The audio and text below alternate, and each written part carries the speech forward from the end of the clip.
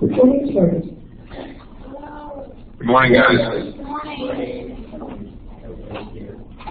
So I want to try to finish interest groups today. And most of what I'm going to do is kind of provide two case studies of important, in one case an important concept, and another an example of dramatic change in the nature of interest group organization and behavior in American government politics. I left off last time talking about social movements and political change, and I would suggest to you that most of the national legislation that has benefited middle-class people, working people, various kinds of various minorities and excluded groups have usually taken place in the context of social movements that have pressured the national government, especially the Congress, to act to make social reforms. This morning, however, I want to spend my time on these two examples. I'm going to go into some detail on because they illustrate. They are no means unique, but they illustrate how interest group politics in the United States has changed. So, after World War II, in 1946, the first efforts at regulating lobbyists were developed. These regulations very, very weak and modest, and required lobbyists to register. Lobbyists, of course, are people who work for interest groups and who work with congressmen, senators, and staff to try to influence legislation. Sometimes not infrequently, they can write legislation that then congressmen or senators introduce. 1995, the lobbying disclosure act was passed that further defines what lobbying is and expanded registration and reporting requirements and established some rules on gifts and travel that lobbyists could provide to members of Congress and the national government broadly. These reforms were tightened about a decade later in 2007. And in 2011, the House of Representatives began to earmark, which are special provisions to benefit, in legislation to benefit a particular congressman or senator. Earmarks still remain, however. But what I'd like to talk about is the revolving door. And I talked last time about the sense in which the distinction between interest group members or lobbyists on the one hand and members of Congress or employees and high-level employees in federal agencies is perhaps not as clear as it might be. This is because of what's known as the revolving door. These are opportunities for Congress and employees, high-level employees of the federal government, to move into the private sector and back and forth between the private sector and the federal government. People who are in the private sector usually develop a high level, especially if they're weak in leadership positions, they develop a great amount of expertise in particular policy and regulatory areas, and they often find employment and opportunities in the federal government, especially in the executive branch. Similarly, people in Congress, when they leave Congress, often take positions in the private sector dealing with the very same issues and economic sectors and industries that they help legislative government regulate. they were in Congress. So the distinction between the public official on the one hand and a lobbyist on the other hand can be very minimal. What this does is undermine the validity of the narrative that we talked about at the beginning of the week. That is to say that somehow public officials are, go to Washington and they are corrupted and seduced by these evil interest groups and lobbyists, and they end up serving not their constituents, but the people who bankroll and the people who lobby. I think that's largely a false narrative. It more or less assumes that when people go to Washington, they undergo this incredible conversion, that they were men and women of the people when they were elected, and they go to Washington, all of a sudden they're seduced and corrupted and bribed by these people. And I think that evidence suggests that they were people. They were never directly quote-unquote, for the people. The recruitment process for political candidates almost ensures that they're already,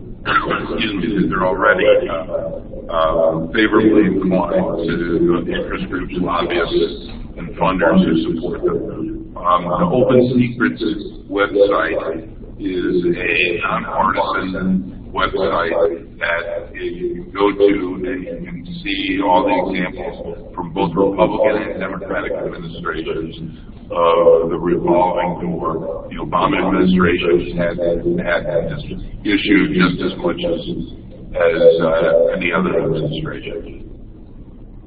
So I'm going to use as the poster child for the revolving door former Vice President of the United States, Dick Cheney, because his professional career in the American government helps us understand exactly what the revolving door is. And the point is, Dick Cheney is not the exception. Dick Cheney is the rule. This happens every year, every administration, every agency, every Congress. So this is the model. First, Dick Cheney got a high-level position in government, and as in that position, he was able to influence the awarding of government contracts for some service or product or another. And in so doing, he builds the public official builds friendships and contacts with those who can influence contract awards in the future. And then, later on, Dick Cheney and the revolving door candidate, whoever it is, takes a high position in a company that's a potential recipient of local lucrative government contracts. And you remain in touch with those in government who you were associated with because they can provide future contracts, and the revolving door candidate now in the private sector then turns around and makes political contributions to those who are their friends in government. So at age 34, Dick Cheney became Chief of Staff of President Gerald Ford, and subsequently was elected for 6 terms as the only congressman from the state of Wyoming. After those 6 terms, he became President George Bush I's Secretary of Defense between 1989 and 1993. So he was in government in Washington for a long time. After 1993 and the defeat of President Bush, he returned to the private sector. He was a fellow, a senior fellow, and his wife was too, a fellow at the American Enterprise Institute. And 2 years later, he became a chief executive officer of Halliburton. So, in the 90s, there were all kinds of conflicts in the world: Panama, the Balkans, Somalia, the Gulf War, and companies like Brown and Root which was a Halliburton subsidiary, was hired by the federal government to go to these places and prepare and build bases, bridges, set up utilities, build roads, airports, and so on. So Dick Cheney was the CEO of Halliburton, and Brown and Root was a subsidiary of Halliburton. And so the Halliburton had been in the business of building oil field installations, but it shifted to focus on rebuilding war-torn countries like those I mentioned. And in fact, Brown and Root became the #1 contractor in this business, federal contractor. And it appears that their services are going to be needed for a long time. So, in terms of money, what was Dick Cheney's situation? When he stepped down as head of Halliburton, to join President Bush, George W. Bush, on the 2000 presidential ticket, he received a $34 million payout from Halliburton. And then he made, under law, made filings with the federal agencies, all creditors are required to do about his finances. And this is what we know. We know that his salary as CEO of Halliburton was $7 million. He had over $1 million in deferred salary, but he had over $650,000 in deferred compensation, which would come back to him once he left Halliburton over a period of time.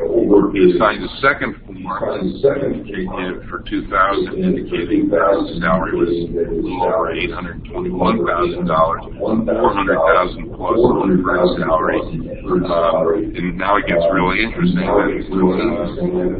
Elective deferred salary payout of $1.1 million, restricted income of $7.5 million, and non-qualified stock options of almost $22 billion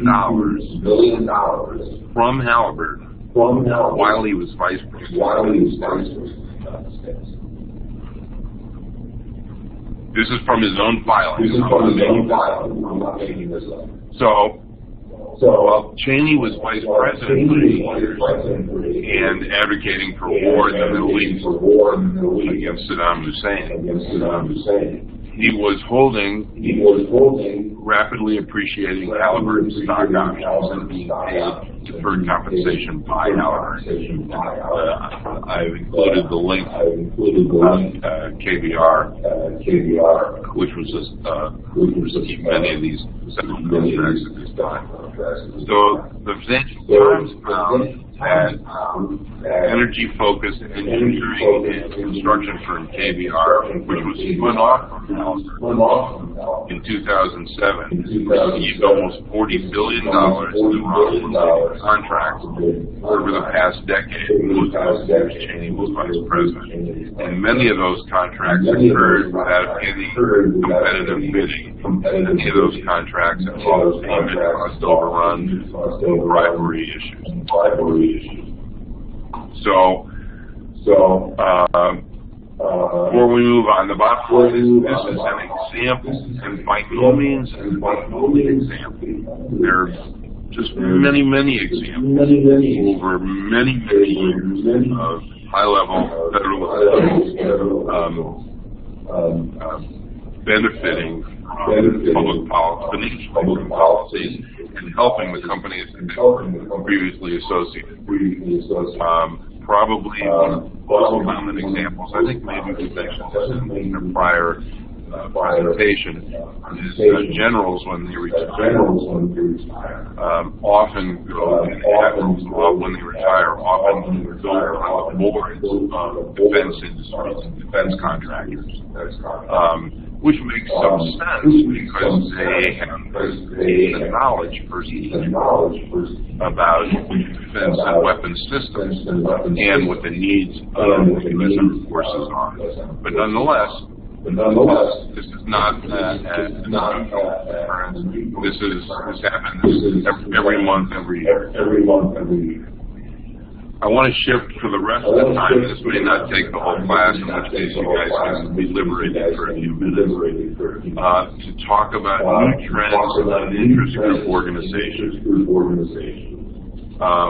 Because Supreme Court decision and political activity have really changed the face of how interest groups are formed, how they behave, how much money they spend, how broad their political influence is.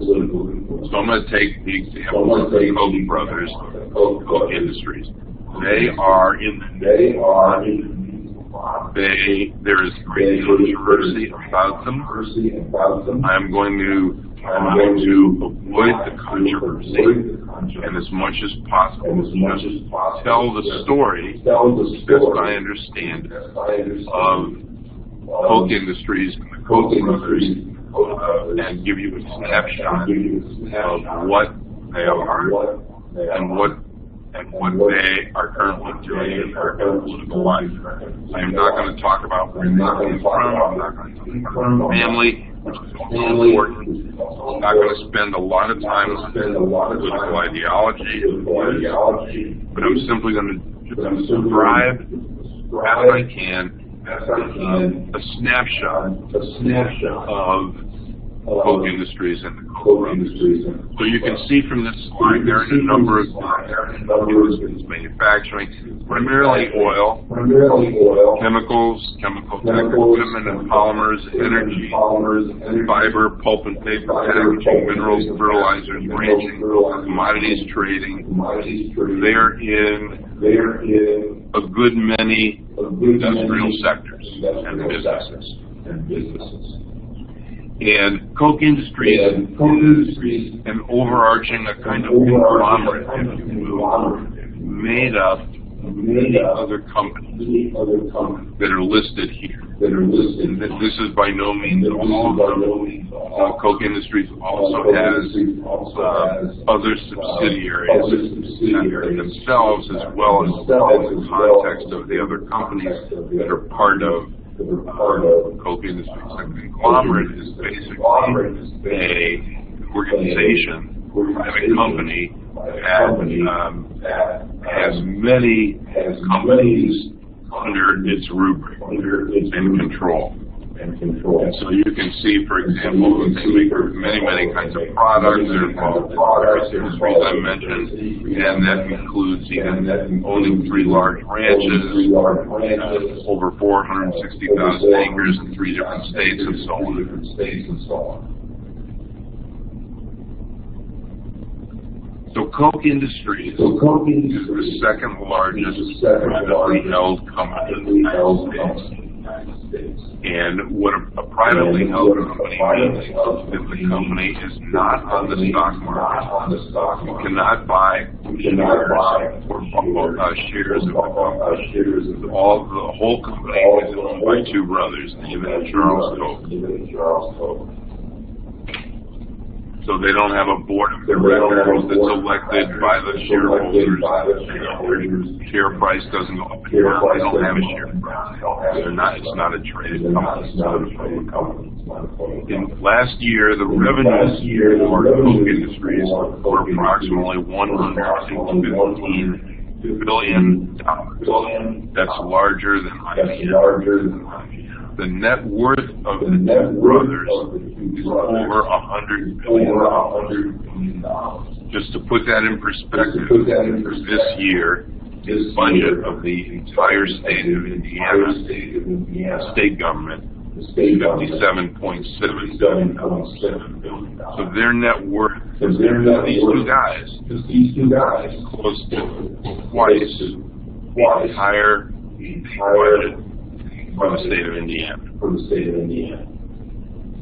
The Koch brothers companies over the last 24 years have received more than $150 million federal and state subsidies.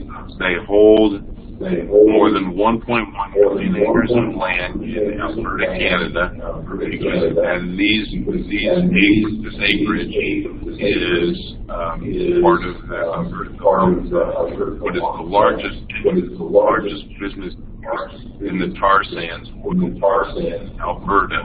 They have been using fracking, which I'm not going to, but it's new technology for finding natural gas. It has environmentally, I think, very problematic. And they have large interest in the proposed Keystone Pipeline project between Alberta, Canada, and going all the way to Texas. Coke Industries operates in 6 countries. It has 100,000 or so employees. Again, just to lend some perspective, the clear state of Indiana in 2010 had 29,000. So it employs more than three people as your entire state. These are some of the products of the Coke industry, manufacturers and sellers. I'm sure you've heard of some of them.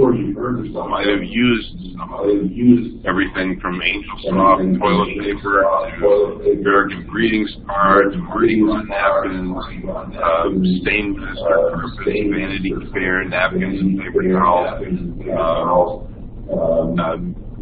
Obviously the oil or natural gas that your household might use doesn't come with the Coke Industries name on it, but it's these products that you can buy in stores too. Because they are men of great wealth, the Koch brothers have established a number of charitable foundations. Among them are the five here.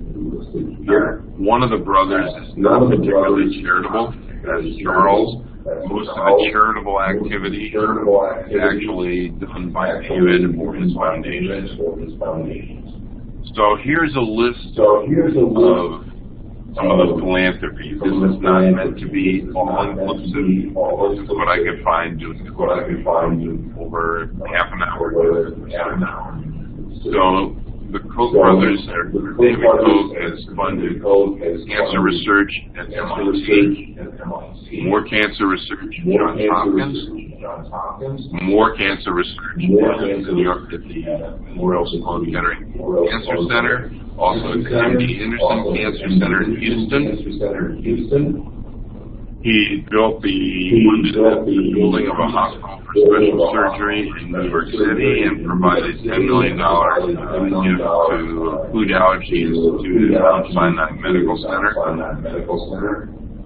Again in New York City, about $280 million in scientific research, and one of the reasons David Koch has spent so much money, given so much money, and then earlier he had cancer. The Koch brothers spent perhaps $100 million or so in philanthropy for science. They fund the PBS series Nova and a Science and Technology Center at a prep school near the Academy in Massachusetts. They've given $35 million to renovate the Dinosaur Hall, Smithsonian's National Museum of Natural History. They've given over $15 million to the Koch Hall of Origins at the Smithsonian. They've given money to MIT for the biology building, practice of chemical engineering, and $20 million to the David Koch Dinosaur Wing at the Museum of Natural History. So they have a very active philanthropic history.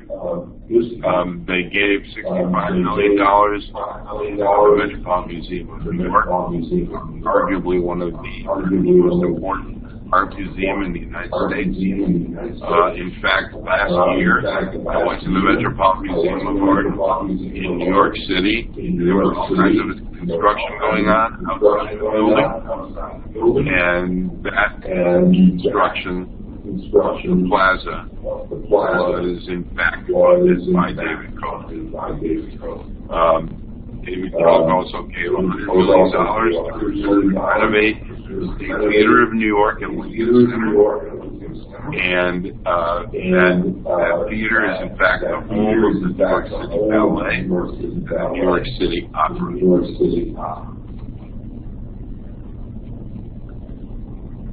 So we have a very impressive and significant record of philanthropic activity to major cultural and scientific organizations in the United States. They also fund a wide variety of politics, I think you could call them. These are think tanks, research and teaching centers in higher education, and lobbying, and lobbies groups and lobbying activities. Probably some of the greatest, most important politically would be the Americans for Prosperity Foundation, Cato Institute, the Citizens for a Sound Economy, which the Freedom Works and the Freedom for Prosperity, the Federalist Society. The Institute for Humane Studies at George Mason University,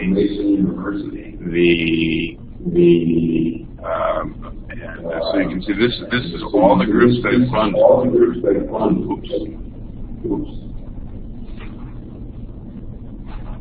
So then one of the things that suggests we're now moving into their political activity, rather moving from philanthropic to their political activity. One of the things suggests is that they have so many resources that they're able to literally create new interest groups that have various activities and policy focuses. Student groups, policy foundation, centers in front parts of the country, the National Taxpayers Union Foundation, money to political magazines. They're all over the place. Energy research, they fund a wide variety, literally maybe 100 or so, maybe a few less, different groups that are that agree that they will support the public policy of Koch and ideology of Koch Industries as a prerequisite for taking the money. So what they do is they find like-minded individuals around the country, help them fund and begin and organize interest groups that, while they become somewhat autonomous organizations, under the control and funding dominance of Koch Industries. So this is a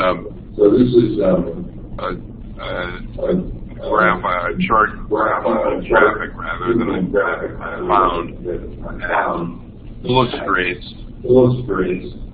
one small part of the network that the Koch brothers and Koch Industries have created. So what's the change here? The change in industry behavior is normally one thinks of an interest group as a self-contained, autonomous group of individuals who have a shared interest and try to affect government policy so that it reflects those interests. We're now brothers moving away from this idea of an interest group as one entity that tries to influence government policy. This is rather a nationwide network of organizations, groups, university centers, student groups, women groups, public policy groups, spread all over the nation. And obviously with $115 billion plus dollars of net worth, they can afford to do forever. So let's talk about part of their network. The Koch brothers' network is intertwined substantially with that of the Republican Party. The Republican Party may not share all political ideas of the Koch brothers, though it does share many. The Koch brothers have what might be called a libertarian or extreme right-wing ideology. They believe in small government. They believe in low taxes. They don't want to pay taxes. They don't want their companies to pay. They oppose virtually all environmental protection legislation and regulation. They, in fact, have been funding large numbers of interest groups that deny the global warming problem. They oppose virtually all federal regulations and social programs, civil and women's rights, and worker protection laws.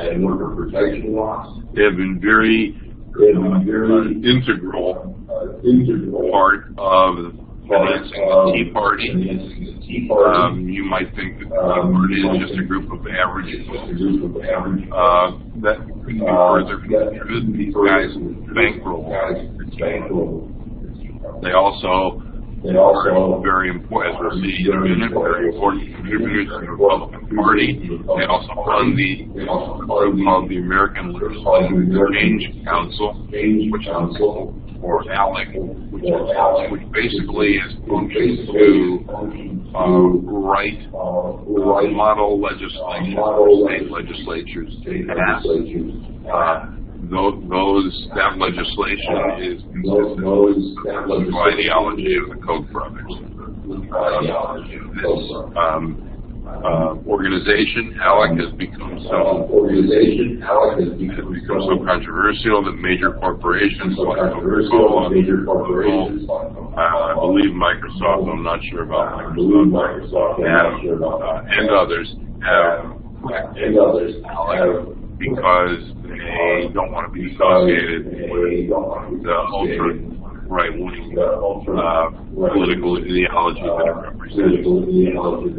The Koch brothers, their family members, direct a web of financing that supports right-wing interest groups and think tanks. They focus on fighting taxes, opposing environmental regulations, clean energy legislation, supporting reduced or elimination of limits on industrial pollution. In 2012, the Koch-related organizations raised about $400 million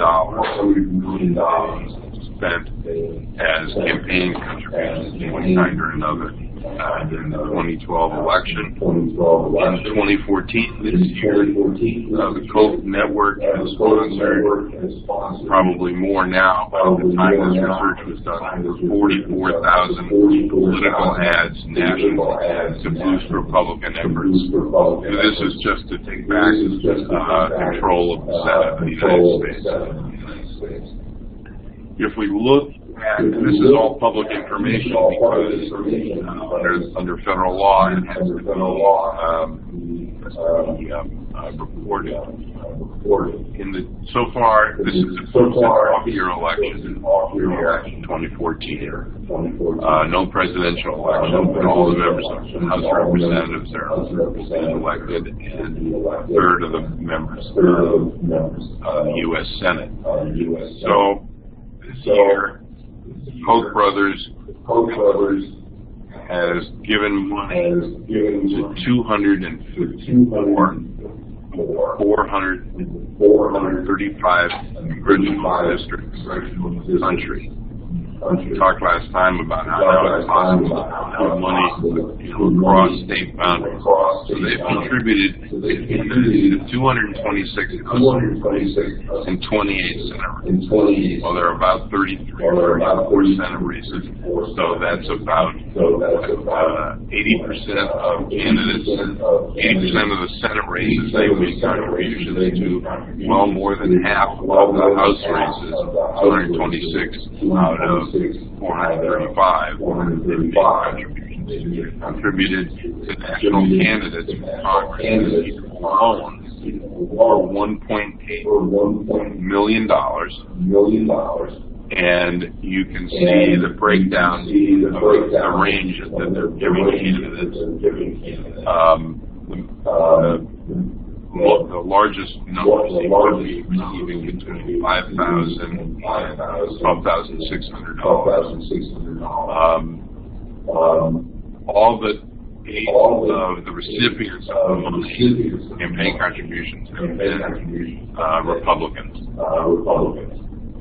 So more than 95% or so of the candidates I'm supporting are Republicans running for office. In Indiana, they've contributed to 8 candidates, 1 Senate candidate, Dan Rhodes, and 7 of the 9 candidates, Republican candidates in Indiana, ranging in their contributions of range between $5,000 and $11,000.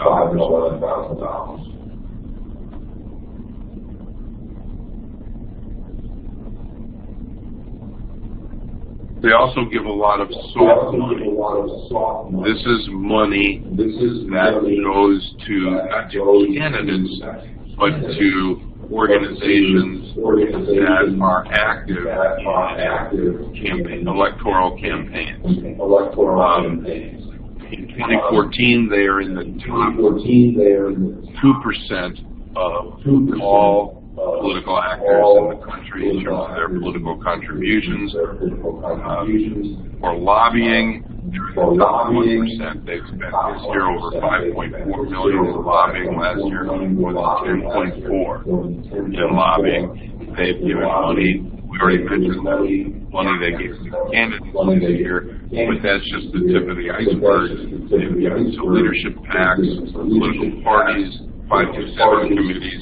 These are independent committees that are under law not to be coordinated with political campaigns, but can run their own political ads that affect campaigns from the left. They've given money to outside spending groups. They've given money to National Republican Congressional Committees, Senatorial Committee, New Prosperity Foundation, Fund for American Opportunity. And if you add all that up, what you have is they're in the top 1 or 2% of spending entities in American electoral politics in 2013 and 14. And about 80% of the lobbyists previously held government jobs. In other words, they are part of the revolving door. They used to be in government, now they're out of government, they know people in government, and they get in position with a quote-unquote interest group, which is really Koch Industries, and Koch Industries pays them, and then they go back and try to lobby the people they know in the federal government. Just to put this in perspective, these are the largest political spenders in the country in 2014. U.S. Chamber of Commerce, which is, of course, an organization that represents many large businesses in the United States, is far and away the National Association of Realtors, and you can see a number of companies. Koch Industries is listed here because it has a network. So that the contributions, while they all come from the Koch brothers, really come from organizations that are different from the Koch brothers. That's one of the reasons they created a network organizations so that it doesn't look like papers where their company alone is spending all this money. But if we were to count all their money that they're contributing and spending, they would probably be in the top 5 or 6 nationally.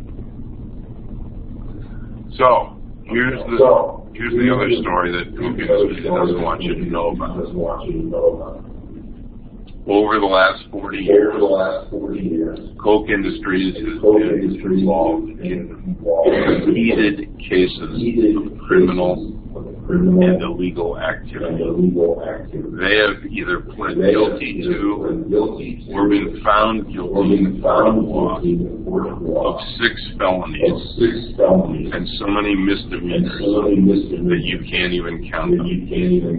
I've listed some of the more important examples of these activities.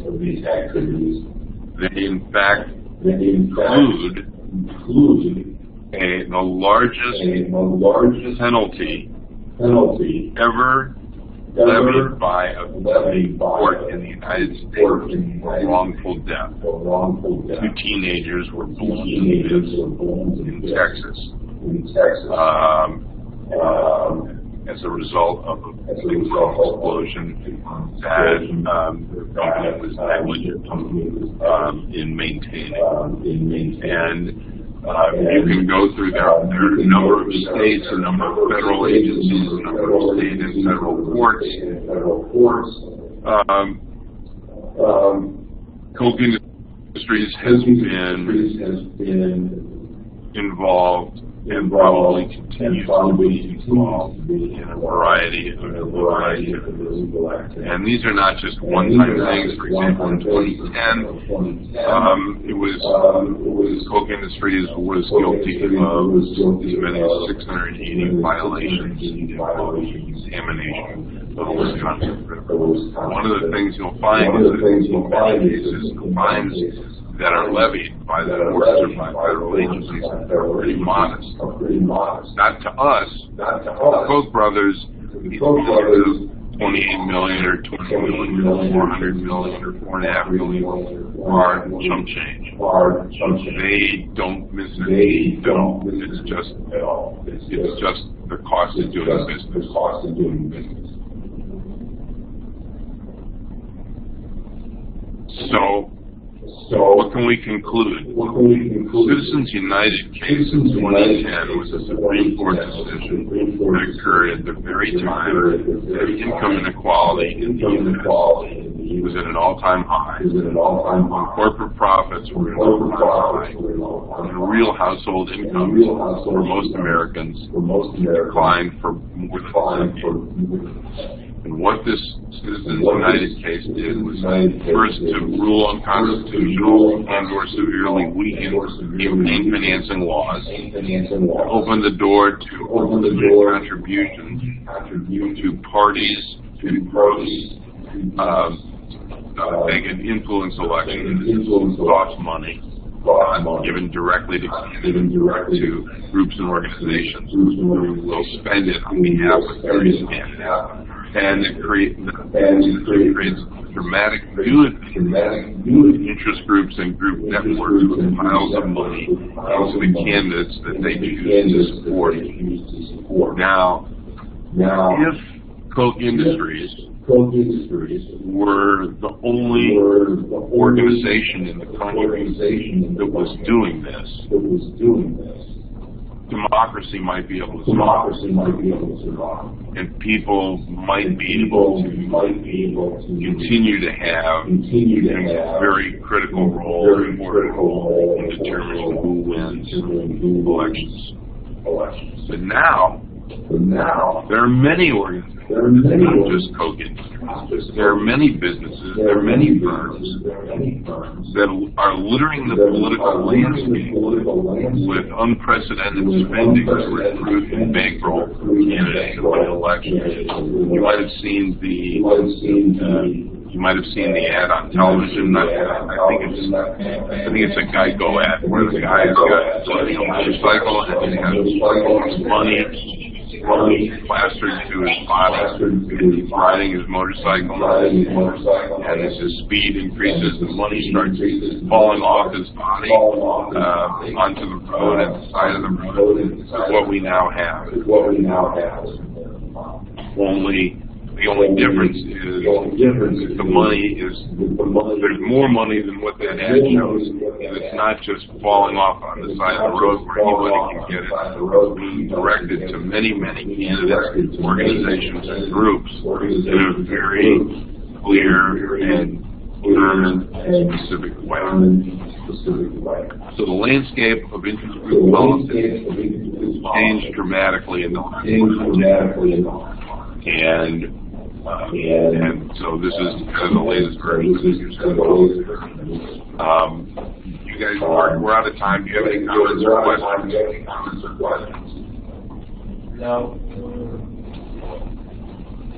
Anyone? No. Okay, next time we are going to talk about political parties. You should be reading chapter 8. And I will talk about my love-hate relationship with political parties. Have a good weekend.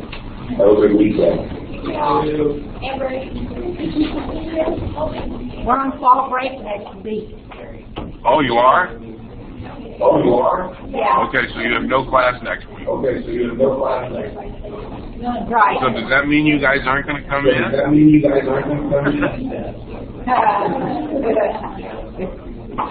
Okay, have a good week off. Thanks. See you later. Bye-bye.